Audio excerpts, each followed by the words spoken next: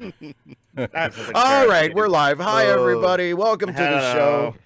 I thought we were Hello. live this whole time. No. Now we're live. We're doing it live. We're doing it live. You wasted your wisdom on us. Fuck it. No, I don't know if I'll actually be able to stick around for the whole thing. Just Okay. something came up family related, but just in case, I would like to share something Please. from the start. So, last time I talked about some Star Wars stuff, like some ancient, thousands of years before the movies Star Wars stuff. And I have something here. These are not official sets. These were designed by fans on a site called Rebrickable, and I bought the instructions in order the parts list to put them together. These are from like those ancient days. This is an old Republic A-wing.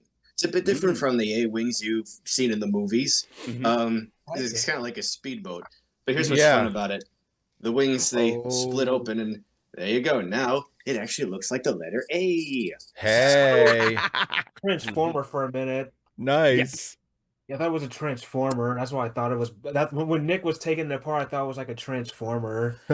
Here's its counterpart of sorts. This is a Sith fighter, or at least this is what it looks like when it's docked.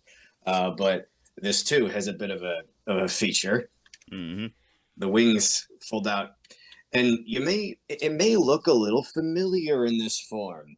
Not panderingly so, not obnoxiously so, but it has some of the design principles of a TIE fighter. It does look kind of TIE fighter-ish, yeah. A roundish, bubble-shaped cockpit with minimal pilot protection, long spindly arms connected to huge panels, but it's in a much more aggressive shape.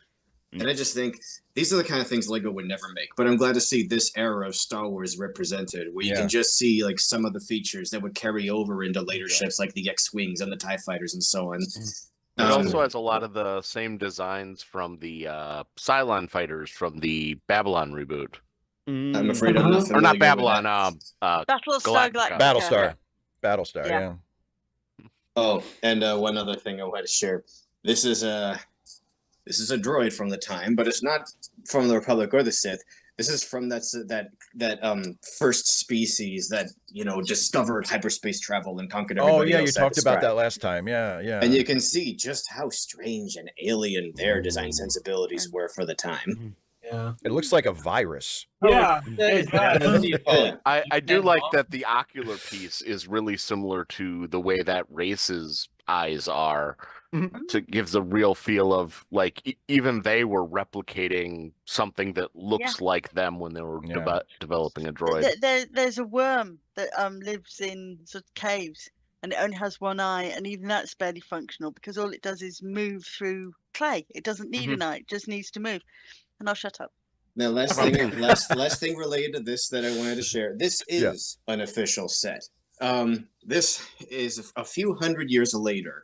And well, it might look a little more familiar. It looks a little more classic Star Wars, very clunky. But this is what it looks like normally, just like when it's docked or when it's flying. Just anyway, but it has another surprise. The wings split open, and now it has that more familiar X-wing kind of shape, like it's an ancient ancestor of it. And could you imagine if there was a movie set during that time and it looks all folded up for most of it, but then maybe during the second act or something, the wings split apart and the music swells and it takes on this more familiar, iconic shape. That screen, if there were, depending on how many Star Wars nerds there were and the theater at the time, that screening would turn into a porno theater.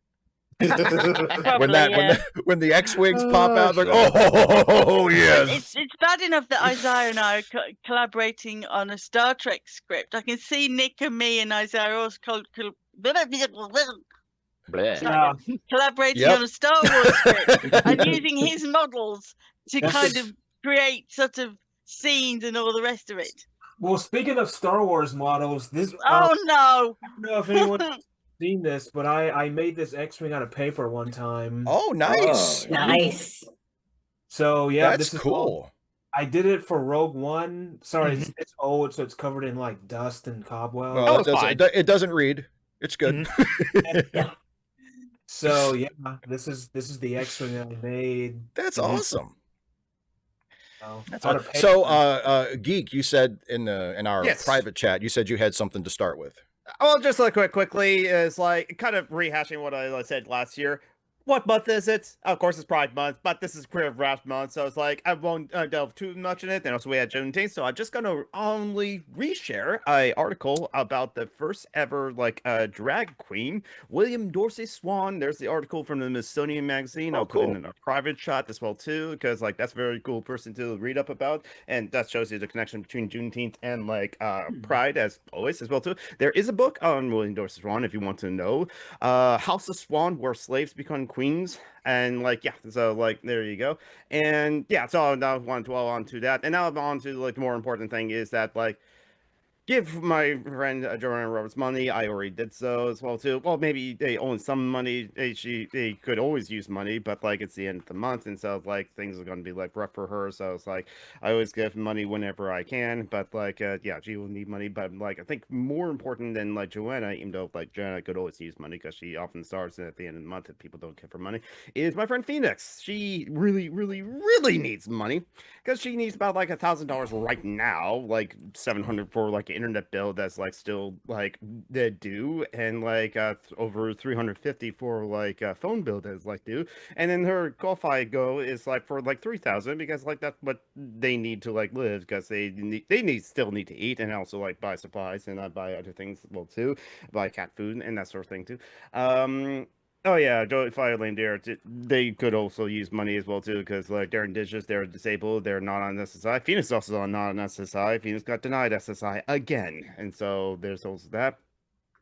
So why do I have to know so many friends that are in poverty that need help with things as well too? It's because the capitalism is it creates the poverty and needs poverty to exist in order to function as well too. So unfortunately, someone has to be in poverty, and unfortunately, it's my friends who are all disabled. And I wonder there's a correlation there between poverty and disability as well too. Gee, it makes you wonder. But my friends Nasneko and Lincoln also need some money because they got a credit card bill that's due on Wednesday as well too. It need at least 150 for one and 100 for the other one. And yep, I think I'm done now. Okay, now Joe. everybody please, who's watching, I mean, notice the links that Geek has shared in the chat, and if you're moved to help on a bookmark. I just feel that when I can only put maybe £1 or £2 in a month, it's I wish I could put more in. I wish I could just say, yeah, I've got unlimited funds, I'll just reach into them and plonk, I don't know, £100 in each one. Well, charitylinks.page. Charitylinks.page. Charitylinks.page. Yes. What have you done to your head? I've been meaning to ask. The Band-Aid. The Band-Aid. Yeah. Honestly, this is here, so I stopped picking at the wound. Honestly, it's a nervous habit I have. Had those. And it's just maybe it's a pimple that I popped long ago, and then and then again, nervous habit, so I scratch it. It's it was bleeding, but that's honestly why I keep reopening it. That's all. Right. It refuses to heal because you refuse to stop touching it. From when I kept scratching a scab. I kept scratching it. Now I've got this big gouge in my eyebrow where I wouldn't stop scratching. I thought you had unlocked your third eye and were just covering it.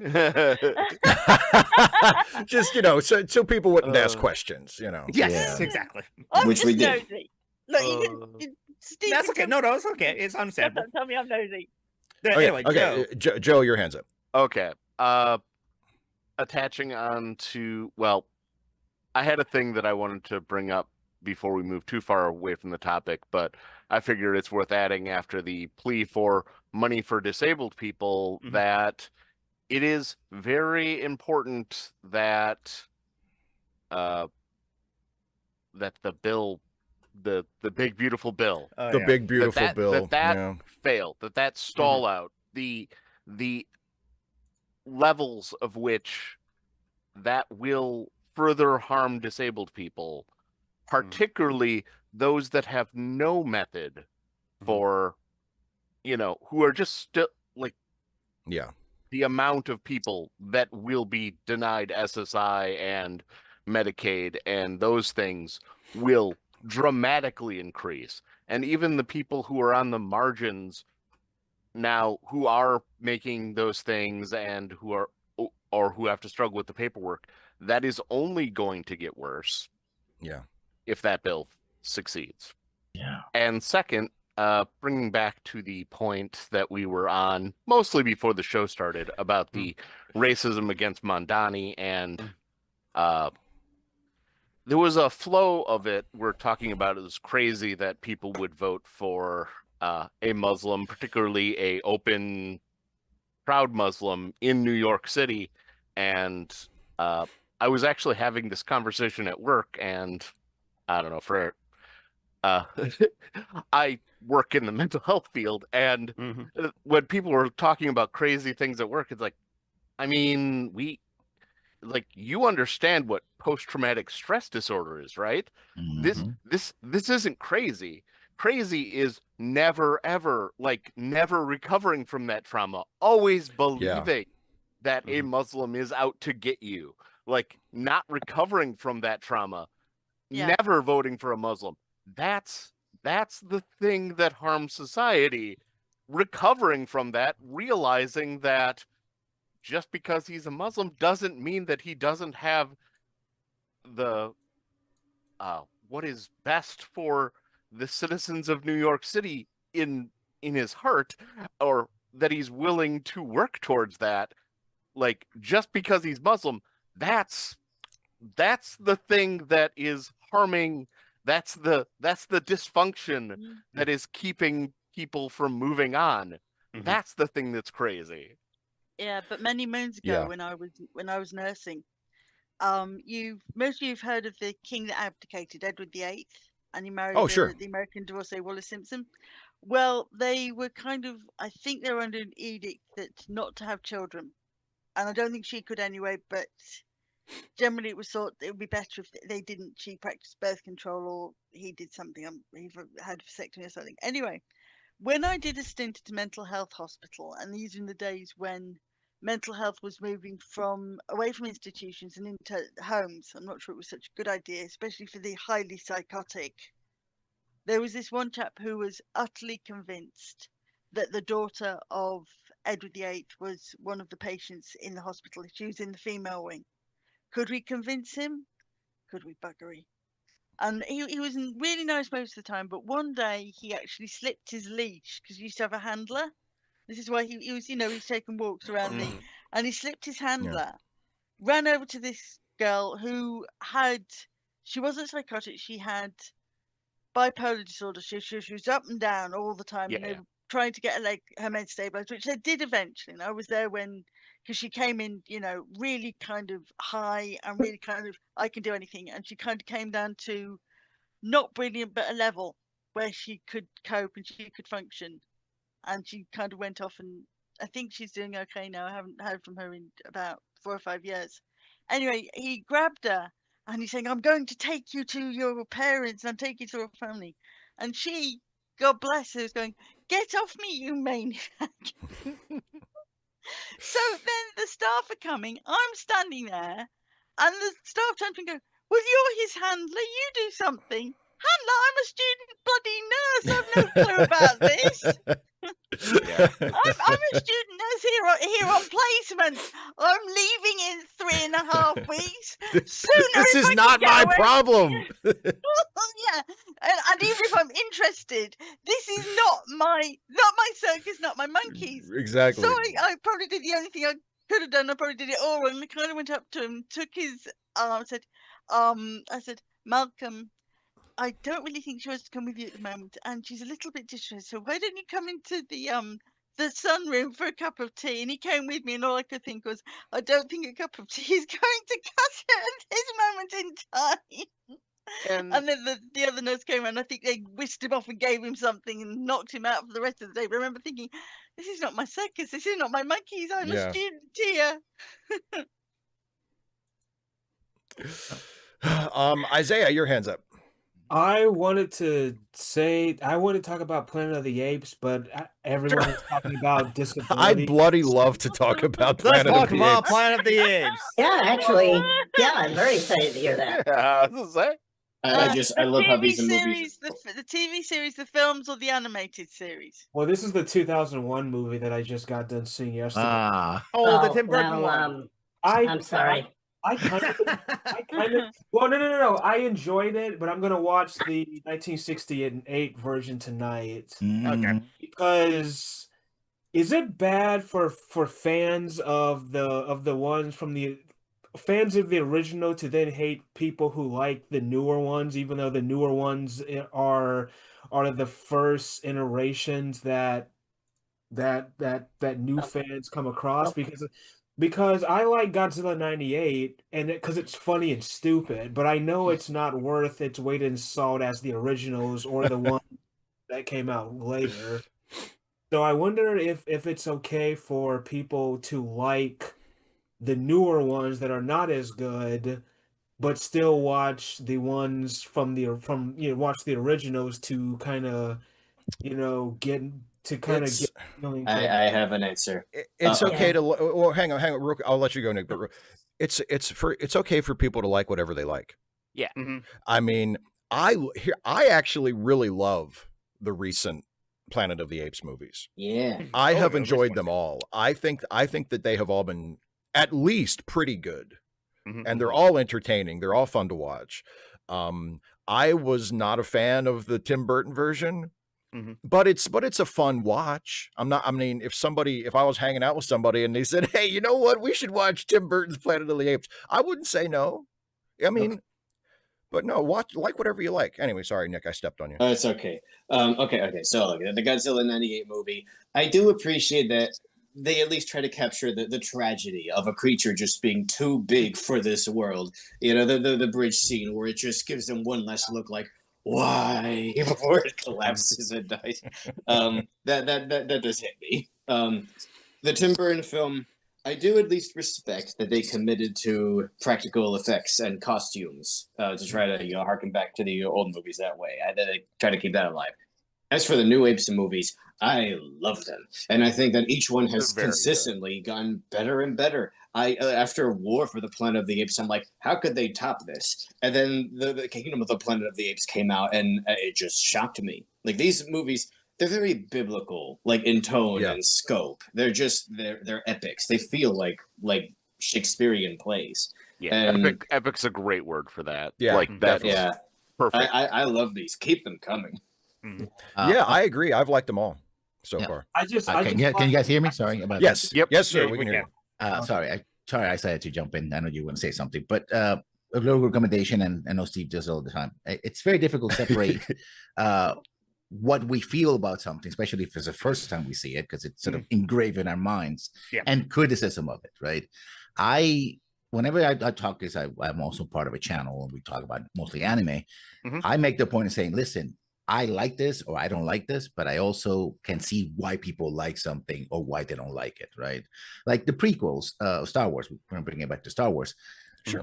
For people who were, if you're 5, 10, even 15 years old and your first experience was episode 1, that's your Star Wars, right? Yeah. And you're going to like it or hate it on those terms. I, who grew up with the originals, right? I am that old, back to the 1970s. I'm like, oh, those are my Star Wars, right?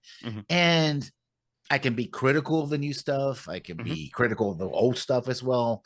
But when you are being critical, I think you should always have in mind that the criticism and the people enjoying it are two distinct things, right? Yes. Isaiah, the fan, is Isaiah, right? The criticism of the film is the criticism of the film. And I think that's kind of a lot of problem with fandom. It's like, I don't like this. How dare you say that, sir? You have wounded me. We take it personal. Yeah, I understand why you take it personal. I can take it personal too.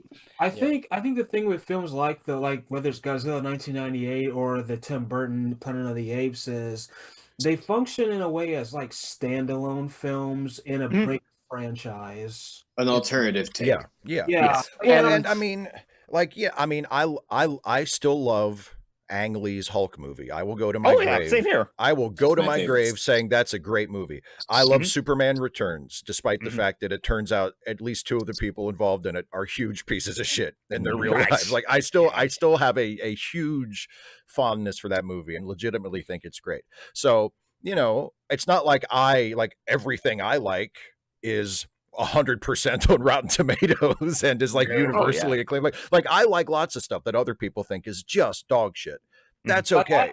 I like Titanic, even though I'm sure, like Steve has said that it's meh. But but I enjoy it. So Yeah, it's like people can like what they like as long as you're not a dick about it, and as long as you're not saying like we should reevaluate the films of Leni Riefenstahl. I actually think she had some really good points. Like as long as it's something that's there's no like morally abhorrent character to it. It's just no, I like this movie. It speaks to me in a way. I appreciate it in a way that maybe you don't. That's completely fine. Like it's like Raphael was saying, it's nothing personal. Like what you like. One thing I will always appreciate about the prequels, and look, in recent years, I have reevaluated my own feelings about them because for a long time, I just nodded along with everyone else saying that they were horrible. Oh, this line is bad, and this line is bad, and this delivery is bad, and everything about this is bad. And in recent years, I've taken another look at them, and like, I think people overreacted. Yeah, it was really offensive. People definitely overreacted. I mean, I don't like them. I don't think they're good movies, but people definitely overreacted. One thing I will always appreciate about them, though, is how they diversified the Star Wars galaxy. Yes. People, they look at like Episode 1 especially, and like, oh, I don't like how smooth and chromed out the ships are. I'm like, that's just on the one planet. That's just on Naboo. Yeah. You look at the pod racing on Tatooine. All those racers look straight out of the original trilogy. They're all naked with their greebles and guts hanging out. They wouldn't look out of place. And it just paints this picture of a much more diverse universe, Like even I don't want to rant about it. It's all right. I think the only thing that annoys me about Naboo, not Naboo, Tatooine. I told you I lived in the Middle East, and we had a yacht, which sounds really glamorous. It was a 22-foot lump in the ocean that would not capsize no matter what you did to it. She was great for learning how to sail on. But I can remember my dad pushing the tiller across, slewing over onto her side, and just sort of standing there, and you're thinking, she's gonna go. She never moved. It was like, I mean, we throw the anchor out, and we had a downforth, which is basically an anchor. It's got two flaps and a bit of iron down the middle, and you chuck it out, and this boat would sit there like it was stuck in cement. And I mean, people used to come and their boats were bobbing around like nutcases, and our yacht would sit there like a lump in cement, and just it's because she's really bottom heavy. But my question was going to be on something completely different, Steve. I would. Hang on. There's just one last thing. Let Nick finish. Let Nick finish, and then I think Lessons Learned jumped in on our conversation, but I think he had something else he wanted to talk about too.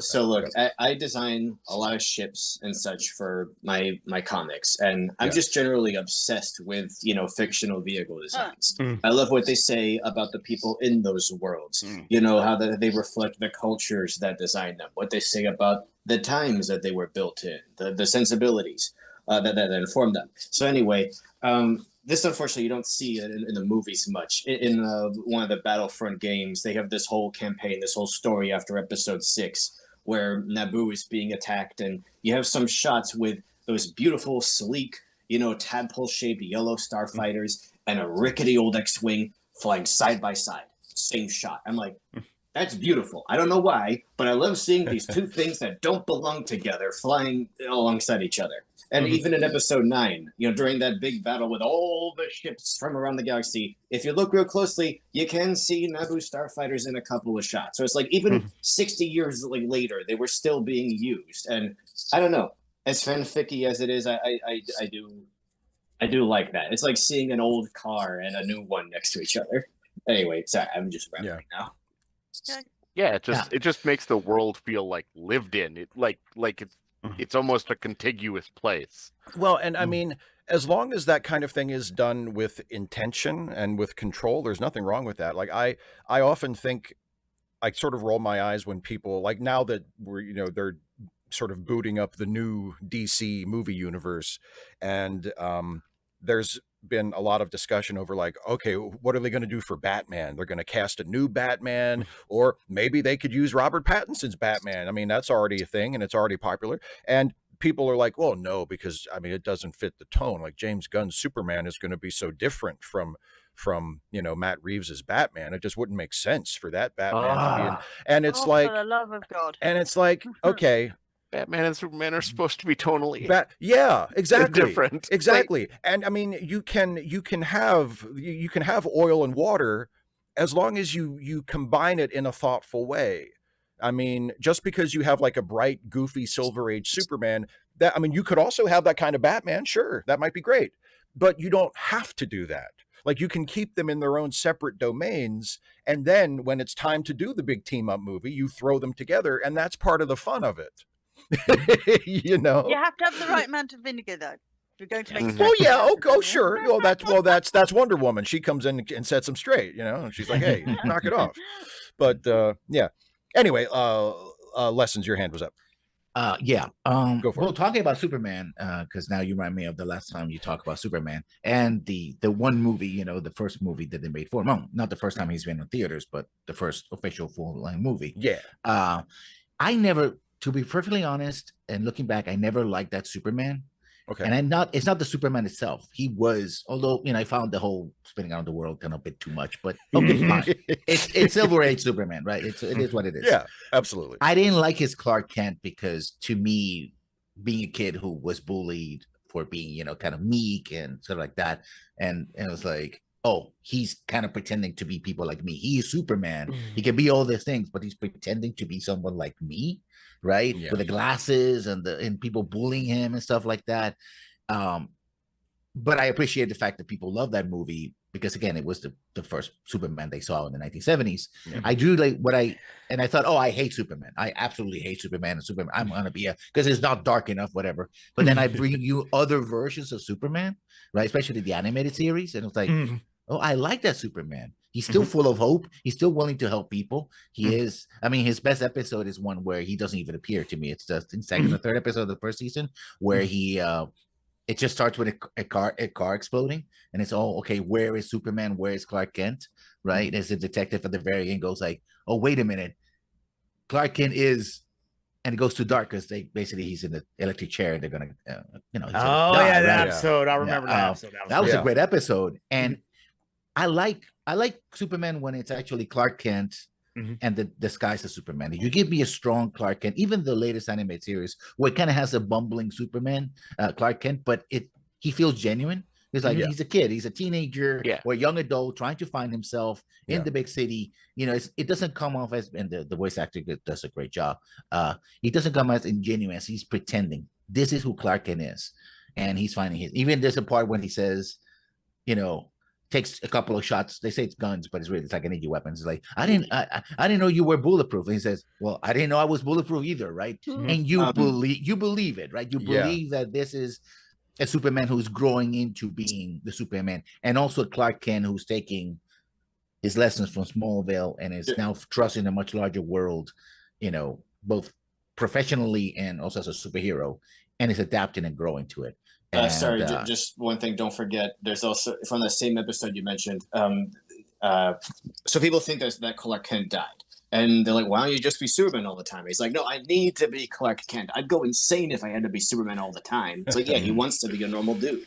Yeah. Well, he is. I think fundamentally that's who he is. Someone who has been gifted, right? Someone who can be stronger and faster, etc. And it's like, okay, how do I use these gifts? Like, he doesn't come. The Clark Kent I like is the Clark Kent is like, I'm first and foremost the son of Mom, Pa Kent. I'm from Smallville. I'm from Kansas. This is my upbringing. I just happen to be, you know, super strong and you're able to fly and all that. How do I deal with that? How do I live in a world where I have these powers and I want to help people? How do I do that? Right. And that's the Superman that I like. So I used to say, I hate Superman. Yeah. It was a very personal niche thing that bothered me about that Superman. But before that and afterwards, because if you look at the earlier Superman TV series and the Fletcher animation, he was very clever too, right? He was someone who was a union man and stuff like that. So you can do that. You can have the hopeful utopian Superman who's also grounded, not in greediness, like, oh, I'm gonna have to break someone's neck to prove that it's a very extreme situation. It's more of like, I know what I can do. This is the best Superman is the man who is good in a bad world. Ultimately. Yes. Right. A world that would say we want all the Batmans. It's like, yeah, I could be that way, but I choose not to be. Yeah. I mean, I think that's one of the reasons why, and I have actually found, especially with like younger people people younger than me, who found Superman like through the animated series or through the more recent comics or things, where like Clark being the genuine personality is sort of the default. Like that's the more modern version of Superman, is that he's really Clark and Superman is just a costume he wears. Yeah. And when they encounter the older versions, like the Silver Age Superman and the Christopher Reeve Superman, which is obviously derived from that, and it's the other way around, where like, no, he's really Superman and he's pretending to be Clark, and Clark is a performance. And in some cases, like a really exaggerated performance. I mean, that is kind of a barrier for people. People don't really get that or like that because it does. I mean, I think that's the reason they changed it, because it doesn't really make sense. It's more believable and more relatable. It's the Kill Bill theory of Superman. Yes. Yes. Yes, absolutely. Yeah, that Superman, is he making fun of us? Why is he pretending to be such a clumsy dork? But like, I've always loved, and still, I think to this day, my favorite Clark Kent is George Reeves, because he played Clark more or less straight and serious. And then whenever he had to be like the bumbling, forgetful, cowardly guy to explain why Clark Kent and Superman are never in the same place at the same time, he would do that. But because he was obviously such a smart, competent guy every other time, it was almost kind of hilarious, where it's like Clark Kent, the take charge journalist who will come in and, you know, ask the tough questions and will get in anybody's face. And he's like, obviously as Clark, like a commanding, serious presence.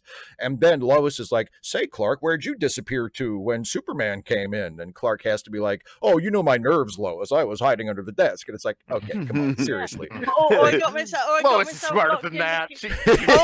I threw that. I walked into a room and the door shut behind me, and I suddenly realised I'd locked myself in. Or yeah, exactly. I went to the bathroom and I couldn't get out again, even though the locks. Yeah. 101 things that wouldn't fly anywhere. And it's like Christopher Reeve's Clark Kent, you could buy that because he played him as a doofus. But George Reeves was like, no, come on, you locked yourself in the bathroom. You did? And to give props where they're due, he does an excellent performance of that, right? He said, he's amazing.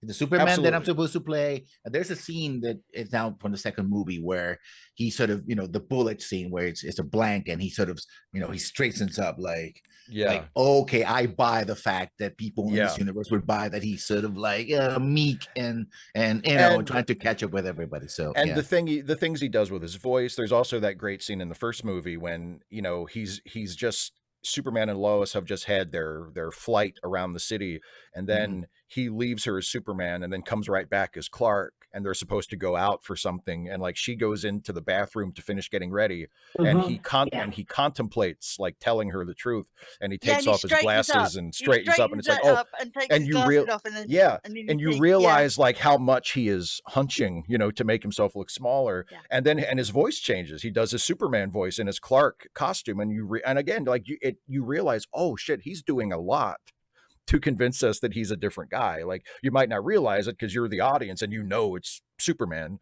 but when he actually does the change from, you know, Lois, I have something to tell you, you know, and then he changes back to meek, you know, cowardly Clark. It's I mean, that interpretation of the character is not for everybody, and I totally get that. And like, I mean, I've said before, that's not my preferred take on it either if I was like writing Superman or something, but I mean, Christopher Reeve's performance is just astounding. Like he's always good. And the soundtrack. I mean, listen, I will say that if there is a soundtrack to Superman, it is that 1977 soundtrack, right? Even if you never heard it before, you see a Superman on the screen, you hear that music, and it's like, that's Superman right there. That's it. That's it. I think Richard Donner in one of the documentaries, he said the first time he heard John Williams's main title theme, he was like, it's like the music is saying Superman. You know, when it goes dun, da, da, it's like it's saying Superman. You just remind me of something when you're out on the water, if a mayday call comes in and you're in the vicinity, you are duty bound to go and see if you can assist. Yeah. And we hear the mayday call come over, and my brother's in the cabin trying to get up the center plate, because we had a center plate on the yacht, which sounds glorious, but it was a 350 turn, and everything had to be done manually. So he says, right, we're going to go after. We're only within about 3 miles. Should get there in about 5 minutes. Wind being what it is. And my brother starts having the Superman tune.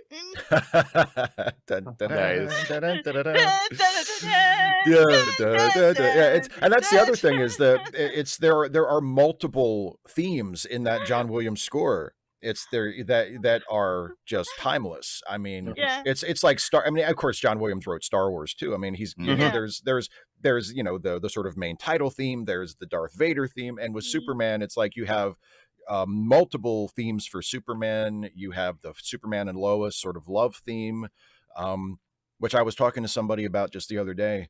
About how in the score for Superman Returns, which reuses a lot of the John Williams themes, there's a scene in Superman Returns where Lois and Superman fly around the city, and it's obviously evoking the scene from the first movie, but also like the circumstances have changed and they're not, like Lois is with somebody else and has a child, and Superman has been away and just come back. So it's like it's a lot more bittersweet than it was in the first movie. And the score just keeps teasing at that familiar, you know, da da da da da. It doesn't actually play it, but it just keeps teasing at it and teasing at it. And then finally there's this beautiful shot of them flying past like a bridge at night, and it fucking nails that theme just once. It just goes through the whole thing just one time. And every time I watch it, it's like I'm almost reduced to tears. It's so beautiful, and that music just fucking stabs me. And it's like, God damn, that works. You know, like, God damn it, that works. Anyway, Cara, your hand was up. What else did you have to say? Okay. Well, that too, but quickly, when he says that he doesn't like Superman and he kind of quite likes Batman, they're both opposites. They're the same coin. For Batman, Batman's the reality, Bruce is the mask. For Superman, Superman's the mask, Clark's the reality. Yeah. And they're both sides of the same coin. But my questions would be, I heard you mentioned talking about how characters should probably stay dead in comics. Oh, sure. Yeah. Now, have you seen Young Justice? I've seen most of it. Yeah. Right. Yeah, I've seen most of it. Okay. Now, I'm still not sure about Jason Todd, because I have thoughs about how they got rid of him. So I will leave that off the table. However, with killing characters off and keeping them dead, with Wally West, yes, I think they bloody should keep him dead. Because I think that Young Justice is one of the, I was going to say bestest then, but that's not what I mean. It was one of the better cartoons at explaining this is what happens to young heroes when they grow up and decide to carry on being heroes. These are the consequences. And the consequences are that sometimes people that you like and you love and you care about die. And to kind of quote Robert Greene Ingersoll, in nature there are no punishments. It's just consequences. Yeah. It's not a question of God coming down and going, I'm now going to go bzit and you're dead. It's just consequences. Actions have consequences. I've kind of got quite into Robert Greene Ingersoll since my aunt's got off on one of her BS rants. Yeah. Yeah. But very much sort of nature doesn't go around going, oh, you committed some great karmic sin, which is her reaction to my disability. You must have committed some great karmic sin to now be in a wheelchair and needing all this hope from OT. Yeah, Aunt Selena, you're not helping. Yeah. Yeah.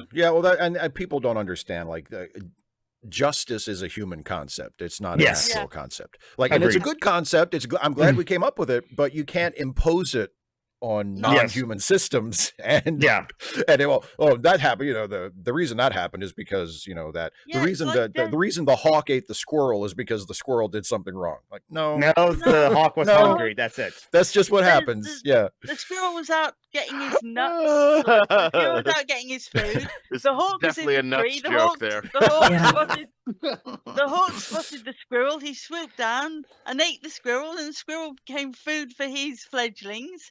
Yeah. And bad timing for the squirrel, honestly. Yeah, it sucks to be the squirrel, but c'est la vie. You know, that's nature. Yeah. Well, no, I think, I mean, just for me, for me as contemplating being a writer and also as an audience member, I think it's a much more compelling story if you tell the story in a world where death is real. Yeah. You know, Yes. I mean, I just think that's one of the because that is a reality that we all have to live with. And because that's one of the few universals in human experience is death. And it's also it's something that most of us aren't too happy about. Yep. You know, it's a powerful theme and a powerful idea to play with and to acknowledge. Like, I mean, some of the most like there's the ending of Guillermo del Toro's Pinocchio, which I don't know if you all have seen, but it's on I've Netflix. not seen that one. It's really good. The whole thing is really good. And the end narration of Guillermo del Toro's Pinocchio is the Jiminy Cricket character. He's not called that, but it's the same. It's the Jiminy Cricket. It's the equivalent of Jiminy Cricket. And he's narrating the end, and he says it's something like, we are here, we live, and then we are gone. And just that acknowledgement of the impermanence of it all, just that acknowledgement of this, you know, death comes for us all. And it's not good or bad. It's just the way it is. Well, Steve, you're missing what might be the most poignant part of that whole final line. It's like, perhaps Pinocchio will die someday. I hope so. That sounds mean when you just because that means he's human. And that's the last part of the human experience. Yeah. And so if you're writing your superhero story, I mean, and look, they're superheroes. They fly, they shoot lasers out of their eyes. It's not realistic. It's fantasy. But if within that fantasy, you say, oh, the most real thing there is isn't real for these people, then it kind of loses something. And it doesn't mean that you can't still tell a good story, because my God, there have been, countless great superhero stories that have been told in worlds where characters have come back to life and have escaped death in a million different ways. But I just think, and of course there are exceptions. I mean, I'm a Trekkie. They brought Spock back. Like, I don't want to say that it's never ever worked or it's never ever been a good idea. But I mean, as a rule, if you want people to be able to invest emotionally in what you're writing, and if you as an audience member want to be able to invest emotionally in something that you're reading or watching or whatever, letting people know that death is real, and that if somebody that these are the stakes. If somebody gets killed, that's it. They're gone. You know, you can have as many memorials to them as you like, but you should be given time to mourn them and to appreciate the value they had. Don't suddenly bring them back. And unfortunately, the other thing I'm getting really sick of in fan fiction, you can tell I read a lot, can't you? Is making everybody gay.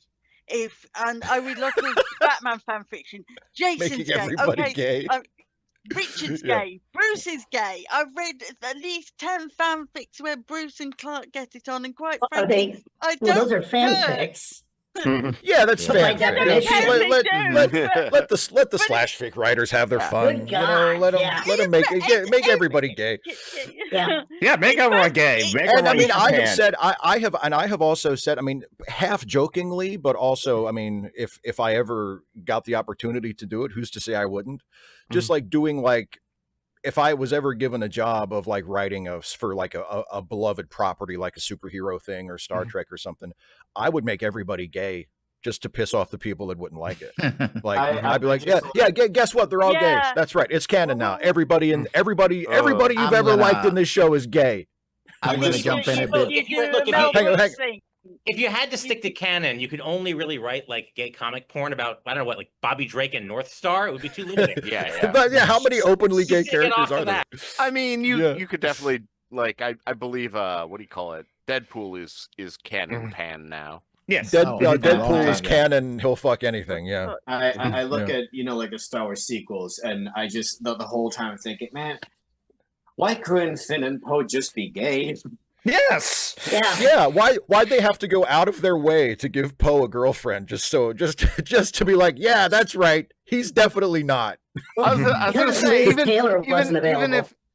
even if Finn wasn't Poe really should have been. Yes.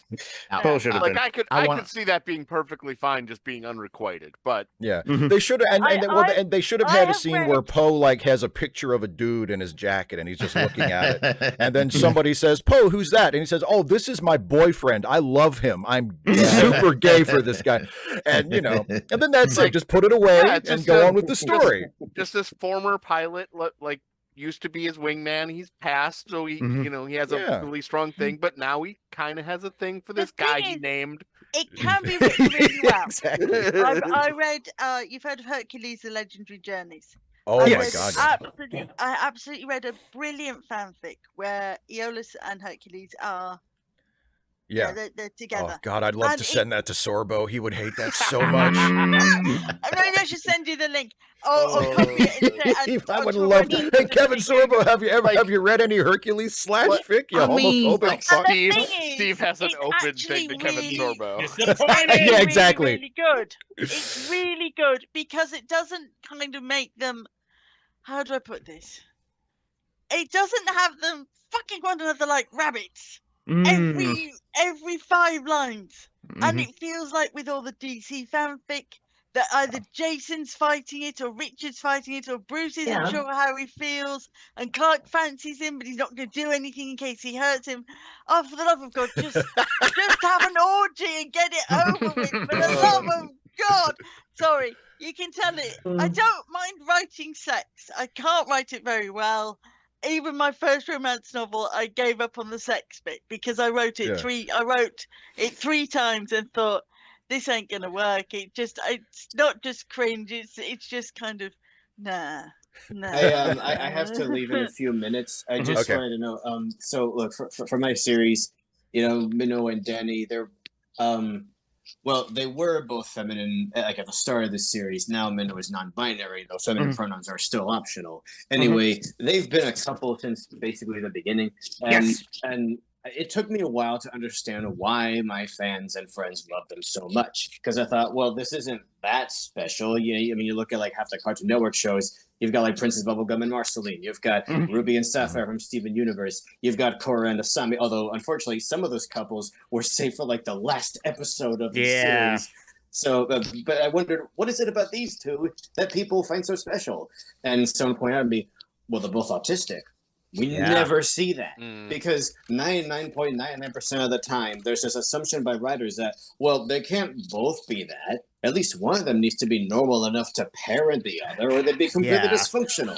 So to see 2 autistic people, 2 neurodivergent people who just make it work, it's become novel and refreshing. It shouldn't be, but it is. So it's kind of funny, like the fact that they're both neurodivergent feels more novel than the fact that that they're in a sapphic relationship.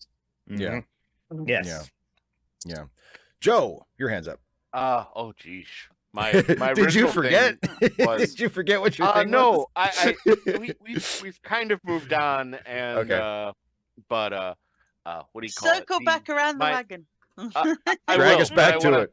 But I want to talk about what do you call it? My personal comic book fan casting. Okay. Given and it leads back into the Bruce and Clark, what's their disguise? Yeah. I really like the idea of Bruce Wayne or Batman, his not disguised version, being Ace, and like all of his stuff with the female villains and other things is just another manipulation. I really like that reading, although I don't think that's anywhere close to what they're going for with canon. I think that they that he's just into those beautiful women, which whatever. I don't think Bruce, as I envision the character, I don't think he would ever think of himself that way. I don't think he thinks of himself very much at all, at least not consciously. I think he's so obsessed with being Batman and doing Batman stuff that, for all practical purposes, he's Ace. Like, Because I don't think it's not even but that Bruce Wayne is a disguise. Bruce Wayne is just the thing he needs to do to continue being Batman. Yes. Yeah. Yeah. I gotta head out. You've all been All great. right. Thank you. Later, Nick. Back to where Yes. I was initially. It was way back during the people with the hatred for Godzilla, particularly was it 94? The 90s, 98. 98. Yeah. Roland Emmerich. The Roland I Emmerich think- version, yeah. I think a big part of that had to do with finally giving money to a Godzilla film, and so many people were hoping, because we had big dumb Godzilla films and big dumb monster films for a while, and that's kind of what Godzilla was for I don't know, Yeah. 20, 30 years. Yes. Yeah. And the idea of finally giving money to it and not making another thing that meant something like the original Godzilla film, making just another big dumb Godzilla film is kind of the same way I feel about like iRobot and freaking what do you call it? A zombie one. World War Z. Where it's like those are perfectly acceptable dumb action movies, but they have the name and are adapting things that are smart and clever and say things, and it's just kind of really disappointing that they didn't take the opportunity of that having that money and actually making a thing that was new, or not even new, but that like actually moved things instead of just making it. Big the dumb other action thing, thing. the other thing they're doing, I don't mind a dumb action flick. I mean, I like James Bond, which is basically dumb action. Oh yeah. But Bond goes off. There's a couple Bond that goes off do say a to little kill the bit, terrorist, but, gets the girl. They end up in a deserted beach. Hut hideaway or somewhere in the middle of the jungle and everything, and the champagne's laid on, and everything else. What annoys me at the moment is, and this is going to sound wrong, and I don't know quite how to say it, the way they keep humanizing monsters. You know what I mean? Dracula is Dracula. Dracula is evil. Dracula has been alive for centuries. And if you look at the Christopher Lee versions, we don't quite know where he's come from. Let's not have an origin story, because whatever the origin story is, we don't know it. We don't need to know it. If you read the book, which I did at 13, it terrified me for 2 weeks. Good book then. Had to sleep with the light on. You know that Dracula's a monster and needs to be stopped. Yeah. So this idea now where you've got all these TV programs where they humanize the monster, they make the monster good, and the monster's got reason to do what he's doing. No, he's just an evil bastard who should be taken down as quickly and as safely if necessary, but it doesn't have to be safely. You can cause him as much harm as possible if you want. That guy Adam needed to be burned with torches and pitchfork. You're damn right. Get rid of his ass. Fuck that guy. Get rid of him. There's a balance that you can have. Have you seen Castlevania, the Netflix series? Oh, that's a good one. Like that that does a really good job of Dracula has like human and real motivations for the way he turned out. But it does not shy away from, no, he is not handling that trauma well. He is doing bad things and does need to be stopped. He is not handling that trauma well. Very reasonable reasons for that trauma.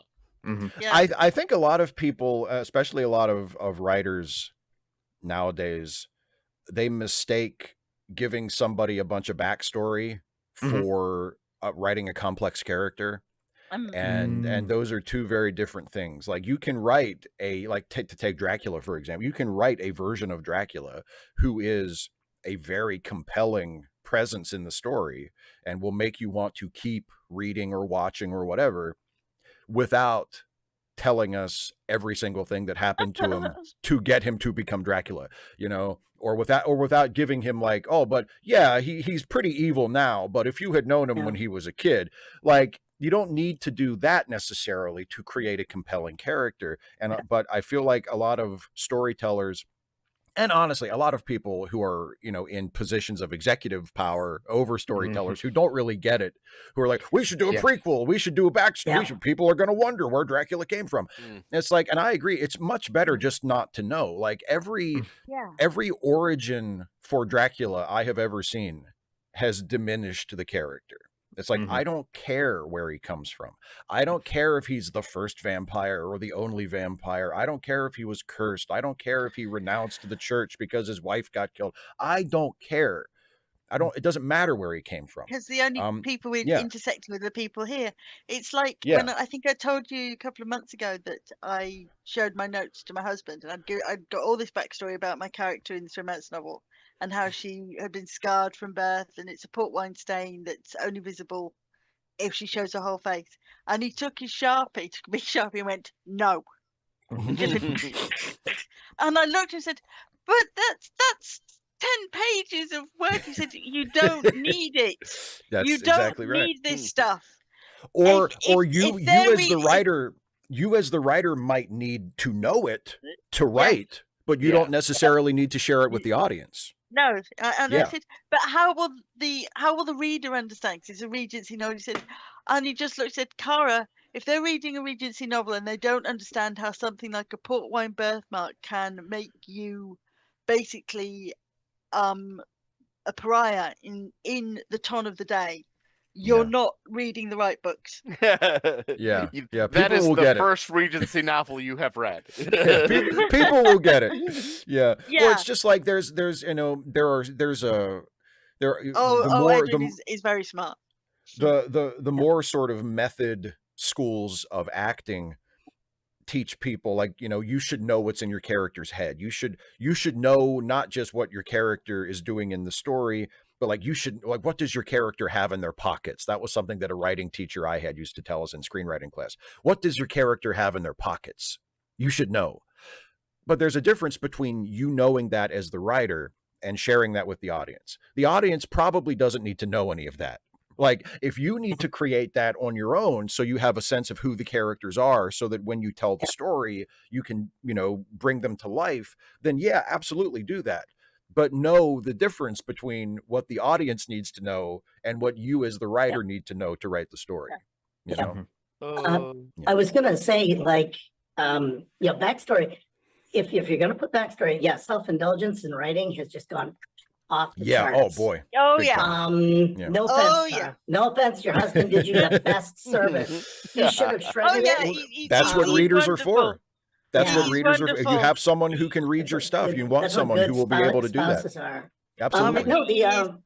When he first started reading my novels, and he used to be quite vicious and say, no, we don't need this. And I say, but they won't understand why her family have disowned her. And he said, and he just looked at Cara, she ran off with a soldier at 15 years old.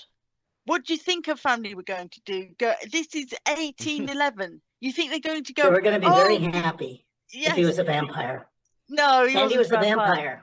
Yeah, make him a vampire. That'll do it. Get him in.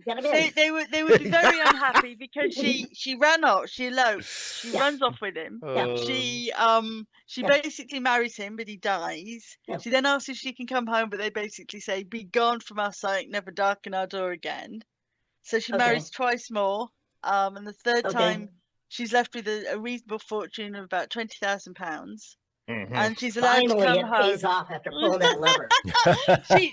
she comes home August 1815, and she comes home. She doesn't tell her parents about this money, but they say, "Oh, you can come home with your married name. See that your younger sister's well married, and then you can bugger off again because you'll have done your duty. We won't want to see you again, but we won't, we won't sort of disembowel you on the side." And I mean, I put in all this backstory about, she did this and she did that. And as I said, Edwin read through the first manuscript, and I think that was chapter 2.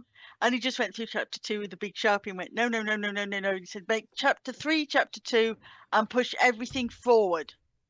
And I said, but they won't know. He said, if they can't work it out, Cara, They shouldn't be reading those kind of novels. Yeah. Yeah. You start with guys in the hall shooting at other guys in the hall, and a giant black thing comes in, and there's 2 fucking robots. You have no idea what this is about, and you just go. You don't need Well, yeah, a I long mean, train of exposition. One of the but I would, oh, whoops, sorry. No, go ahead, Right. Felix. Sorry, go ahead. Oh, I was gonna say that. Now I will. Yeah, I definitely go theory of mind, especially for acting. I do TTRPGs. So you as the storyteller or the referee, because you're God, but you have no idea where it's going, and you shouldn't. But no, you have a you got to know so you can behave logically, and the lore dump is the killer, because you have spent so much time in your head. Yes. But having, if you are going to pull backstory like Dracula, it would be to bring it out. Like, it's a weakness. It's a way to defeat them, or to do something to them, because he's an unstoppable force. And I mean, most of the tragic backstory shit, Renfield wrote that. That's just bullshit that he wrote to make people feel sad. He's got a huge fanfic. He's on what's the fanfic site? No, it's not E624. AO3. AO3. Yeah, he's on AO3. He's got 15 pen. He's got Rat Guy as his pen name. So just disregard all of that. I mean, I know a really good. Steve, are you Rat Guy? Yeah. One of the best pieces of writing advice I ever got, and I can't remember which writing teacher gave it to me. It might have been the same one who said, know what your characters have in their pockets. But he said, start the story at the latest point possible. Yeah. And there's a game that I play with myself sometimes when I'm watching a movie and I'm not really into it. Like, the movie has been on for a while and it's just not working for me. I try to pinpoint what should have been the first scene. Because like if the movie's been on for 10, 15, 20 minutes and then something happens and I'm like, that's where the story should start. All the stuff we've been watching up until now, we just chop it off. You don't need any of it, because often what will happen is you'll be like, there will be some kind of exposition or some kind of explanation, but it's of something that a character learns later in the story. And I'm like, oh, well, then that's where we should have found out. Like, it's one of my big problems, to bring this back to Superman. As much as I love that Christopher Reeve Superman, I realized, like, they wanted Marlon Brando in the movie because Marlon Brando was like the biggest star in the first Superman movie. So they had to justify paying Marlon Brando, $20 million. And so that's why all that Krypton stuff is at the beginning.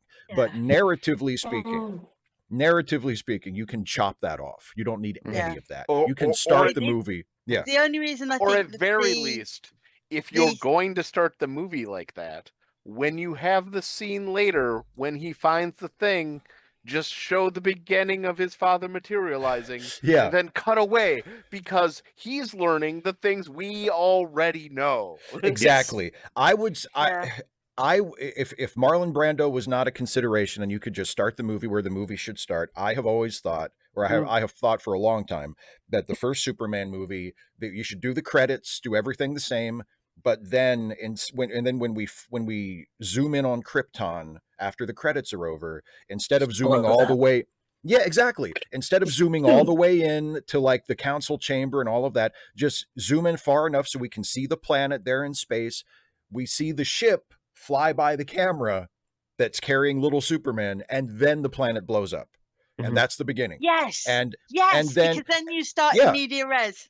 Yeah, exactly. And then he lands in Kansas, his parents find him, blah, blah, blah. And then when you get to the scene where he builds the Fortress of Solitude and he meets his father and learns all of his origins, then we're learning, I mean, if you're a Superman fan, you know it already, but within the confines of the movie, you're finding it out at the same time that the main character is. And it's just it just means a lot more, and it's a lot more compelling that way. Yeah, it's more effective for the audience as well, because we're going along with the hero, so we're discovering the thing with the hero. And discovery is always a compelling narrative thing. It's always fun for an audience to discover things, to have things revealed. If you can structure something to have reveals and discovery, that's you know, it's much better than just having someone tell you, oh, by the way, I'm from a planet and blah blah blah. Like, no, let's find it out, you know. I would like the idea that maybe I would have actually started it. You do need the explosion, yeah, maybe, but I would do it with the landing, and I would Sure, do you it. can I do would that have too. I'd have 4 minutes just falling in love with the Kents. And yes, Yeah. what the hell is going on here? And you're waiting for Superman to show. When have I got a cape? And you don't get it. And they're talking about life and everything, and they've got a full rich life, and then suddenly, boom, this thing drops in the middle. And they're all good actors. It took them 2 seconds to establish a character, but still, I like that kind of weird boil. The other thing I'm getting sick of, and I know I write independent women or strong women who have to, who are a bit like Anne Elliot in Persuasion. You know, a girl who has been persuaded to give up the man she loves because of this woman who's like a mother, but who is blatantly wrong. She supports Anne's father, who's a nitwit and spendthrift because of his title, and she dissuades Anne from going after Lieutenant Wentworth because, oh sorry, you'd say Lieutenant Wentworth, because he's penniless, rather than thinking, you know, what Anne would want. But on top of that, which is really boring, I hate these female girl bosses like Riri from this Ironheart. I want to scream, because not once do we show. Oh, have you not heard of this Ironheart? Oh yeah, I watched. I've seen the first 3 episodes. Yeah. At no point now. At some point, every hero, superhero, male, female, 8-legged octopus that's green with pink spots has got to develop something, and it's got to go wrong the first time. Part of it going wrong for the audience is that so that they learn that their big, wonderful contraption that's supposed to give them extra special power blows them halfway across the room and fries off half a tentacle. Right. The other thing is that they should go out. Okay, the tentacle regenerates, but that's besides. This is hard. This is a very specific sort of accident. Did this actually happen to you? Yeah, I should watch Ironheart. Is that in that? But the other thing you should do is when they go out onto the streets to kill the merciless piranha fish, they should get swamped the first. This is sounding far too specific, isn't it? Oh, but no, you're right. God. Yeah, the hero. We should see the hero screw up the first time. Yeah. So and that they can get it right the second time. Yeah. They can go out and know that their armor plate doesn't work on the piranhas because the techno alloy that they're using is attractive to the piranhas. Right. The piranhas or whatever it is. Yeah. Yes. Yeah. I'm far too specific, aren't I? You can tell I've written but the general point is a good one. Yes, you can't if the hero just goes out and nails it. That's not as compelling. Everyone has to learn that the intrepid billionaire has to learn that carbon steel doesn't hold up under the pressure of the ocean. Yeah, somebody has to do that first so that other people will well, definitely don't do that. Definitely don't do that. Yeah, Batman did that with even the first Batman movie with even though it wasn't a big screw up, and I think that's the deal that you're talking about. You don't need a huge screw up, but you need a tiny one to indicate the character is capable there. Like with the Batarang where they were going up, you know, he was being wheeled up and he said, how much do you weigh? And then either she lied or, you know. Oh, that's right. Where they get stuck. Yeah, it goes up and it's like, shit. But it's done. And he gets out of it. Like when Michael Burnham shoots at Ripper the first time. And it's like, oh shit, that worked. That was the most human that character ever got. Yeah. For a whole season to me. Anyway, but I definitely agree. I didn't realize the infallible girl boss. And like I said, this script I'm writing with Isaiah, and I've got the next scene where they have not piranha. It's an octopus that has kind of electric sensory stuff in its tentacles, so it can basically short out the submersible. But they do have a backup plan where if they can get to 10 feet, they can put up something called a snorkel. It used to be something in old 60s style submarines. But then because they're basically dead in the water, the octopus basically scoops them up and dumps them in its kind of on its shelf because it sees it as a trinket. I mean, this is a huge thing. This is something like 200 Oh yeah, feet. they do have they do like to garden those octopuses. Yeah. It basically sees it as a kind of ornament and puts it on its shelf, and then that's where I've got stuck because it's turning into the ambergris element, and I didn't want it to do that because basically they come out of their submersible to find that there are these creatures there who can talk to them, and they're saying, "Why are you here? What the fuck are you doing?" And they say, "Well, we're here to investigate this deep water planet." And say, "Well, we never asked you. This is why we have these defensive octopi or octopuses." So yeah, that's where I've got with those. So they'd be giant flowers that fly up to a ship that you've never seen. No. Stop the Romulan invasion force. I'm telling you, I love the random weird shit. There needs to be more of that in Star Trek. He's setting it on the shelf, and there's a bunch of other I love the idea. vehicles and stuff like that. Like this octopus is collecting them like it's freaking aerial. Oh, yeah. Got another one. Everything from the Bermuda Triangle. Here's Flight 31. There's another one. Yeah. More like it's the USS Ishtar. It's Isaiah's ship. It's the USS Ishtar. Oh, it's so fun. They are doing a scan of a planet designated Thalassa 9 in the cosmos, and it's got a few seamounts, but not much else, and lots of marine life. And because their tentacles are a bit like the duckbill platypus, who has electrosensory perception in its bill. It seeks out prey with its tentacles because it mines in the deeps. But unfortunately, it also has, as a defensive mechanism, when they take the sub down, it basically goes bzing and literally torches their electronics. And that's as far as I've got. And I don't know where to go from here. As a suggestion, make sure that the tentacles are heavily segmented. And that's because of the way the abdominal plates work on other fish.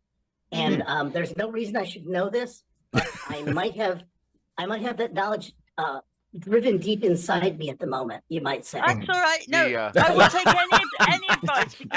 This is the first time I've ever written a script. And even I find that the whole thing is kind of overwhelming. And oh my God, what the hell am I bloody doing?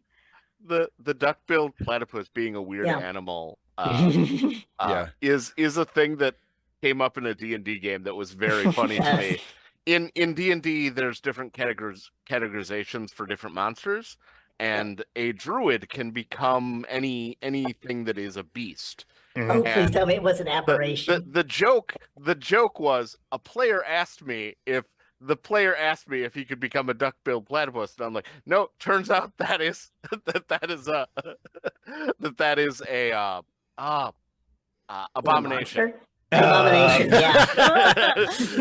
you can't do that. You can't do that. That's clearly a monster from outside of time. Okay. I want gazebos. You just reminded me. I want to tell a joke, and then I want to go to Russell, and then I want to end the show. But Joe just reminded me. There's one of my favorite jokes. So, there's a guy who finds a magic lamp, and he rubs it, and a genie pops out, and the genie says, "Okay, before I give you your 3 wishes, there are some rules. There are 3 rules. You can't wish for anybody to die. You can't wish to bring back anybody who is already dead. And you can't wish to make somebody fall in love with you." So the guy who found the lamp says, "Okay, my first wish is I want puzzle pieces to moan orgasmically when they fit into the puzzle." And the genie says, "There are 4 rules."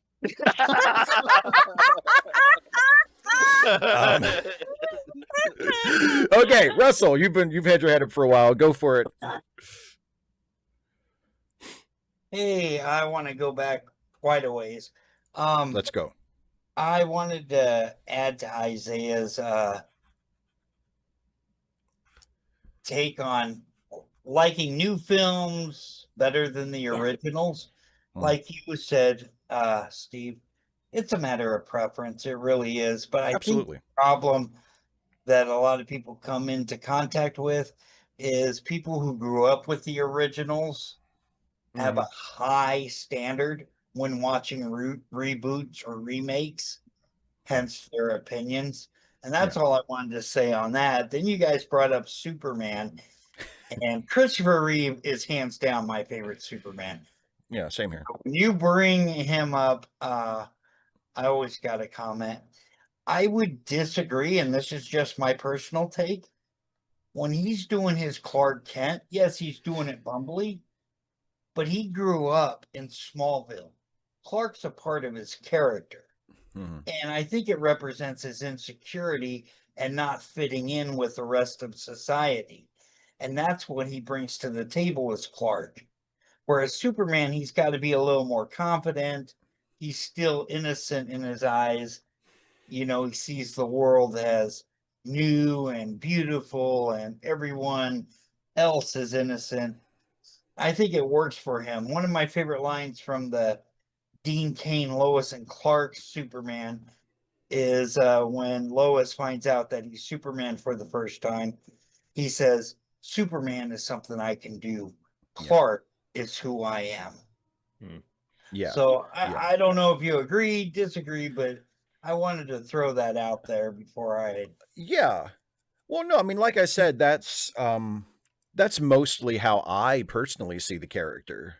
And that's the version that makes the most sense to me, is that, I mean, yeah, if we're going with, he grew up in Smallville. I mean, his spaceship crashed when he was a baby. He probably doesn't remember that. He grew up in Smallville for the most part, believing that he was, especially if you're going with the post-crisis comic book Superman, where he didn't even have powers when he was a kid. His powers didn't even manifest until he was older, until he was like a teenager. You know, he grew up believing he was just a normal kid like everybody else. And then he discovers this thing. And even if you're going with like the classic Superman, where he was like Superboy, he did have superpowers from the start. He didn't necessarily know he was an alien until later. There's always a point where he finds that out, where he's like, oh, this is why I'm different. I'm from another planet. But he finds that out after he's already become who he is. Like, he's Clark. He grew up in this place. He had these parents. He had friends in school. He is who he is. And so when he decides, I'm going to put on a costume and become a hero, so when I use my powers, I can separate that from my private life, Superman is the new thing. Superman is the thing he adopts, not who he really is. That just makes more sense to me. But, you know, it was the opposite of that for the first probably 40 or 50 years of the character. The assumption was, well, he's Superman and he becomes Clark Kent for a secret identity. But I think the other way around makes more sense.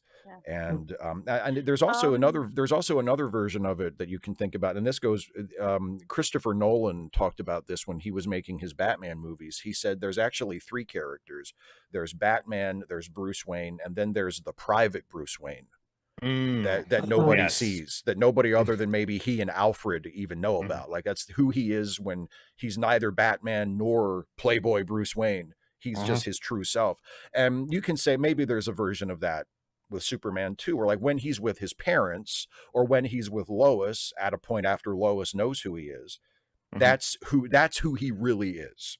You know, he's not putting on a performance for people who don't know he's Superman, and he's not putting on a performance as Superman for people who don't know that he's Clark. That's just who he really is.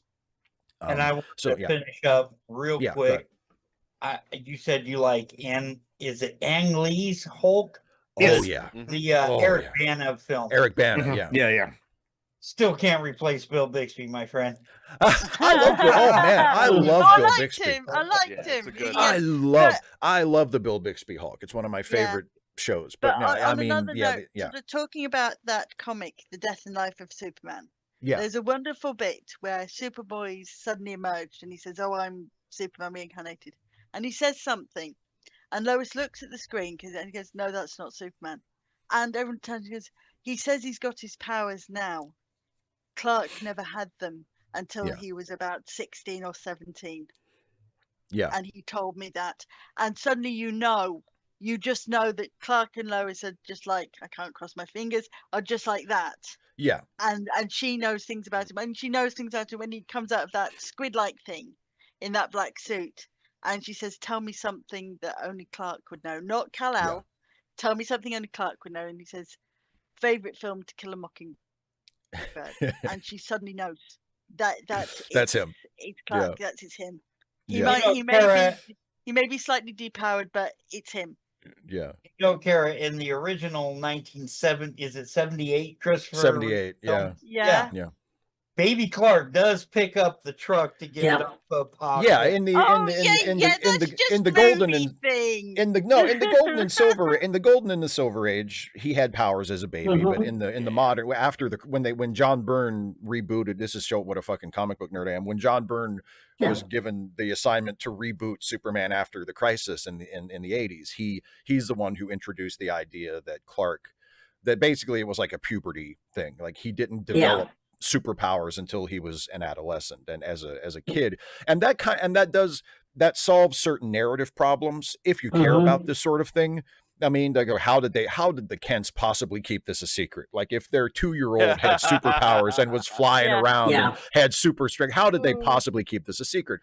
And you solve that by saying, okay, well, he didn't have powers until he was older. Okay. That's a little easier to swallow. Yeah, I mean, Mark Kent would lose half a spoon as he crushed them in his tiny fist, you know.